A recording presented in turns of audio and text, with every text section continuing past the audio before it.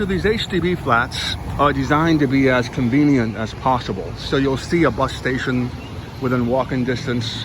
There will be a primary school within walking distance, most likely. Anything you need, including a library, will be within walking distance. And so ultimately, what you're dealing with here is going to be a fairly convenient system for most people. And what you see here is very much a design for community cohesion. And again, that's the key, community cohesion. And everything here is designed for that. So you have a post office service here. You have a children's play area over here as well. And so if you want to take the elevator, you can, although this one is under maintenance. You can also go ahead and take the stairs. And this is one of the older ones, so you're not going to see a lot of different, I suppose, innovations here. The innovation is the design itself. It is this idea that you don't have a lot of land, so you have to build up.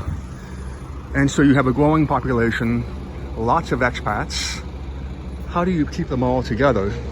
The old and the new, both in terms of people and things.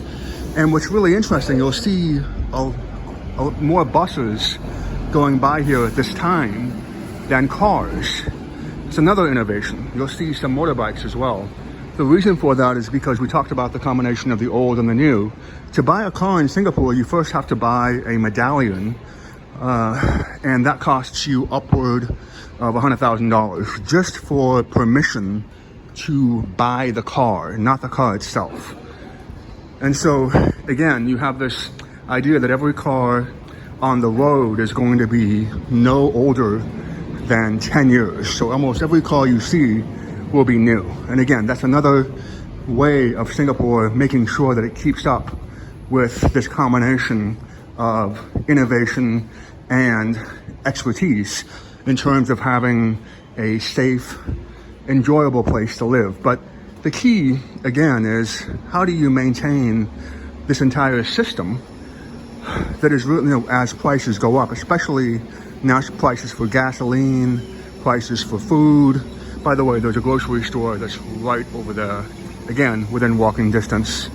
So overall, because the country has no natural resources, if everybody here, in fact, had a car, unless their wages were to go up significantly, you would be experiencing a backlash against the number of foreign workers that are present here. Some say between 10 to 20%. It really depends on what qualifies as an expat.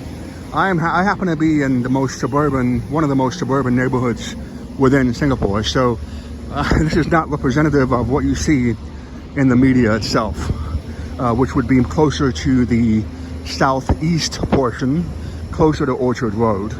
But again, I do like to show people the HDB flats, the Housing Board Development flats, because it's key. What really matters in the future is that our politicians focus on Singaporean and Hong Kong style of living, so that you don't have to deal with what happens when these sorts of city planning techniques fail, and then people typically begin to turn on each other, rather than either the politicians who have failed them, or the corporations which have failed them, or something else.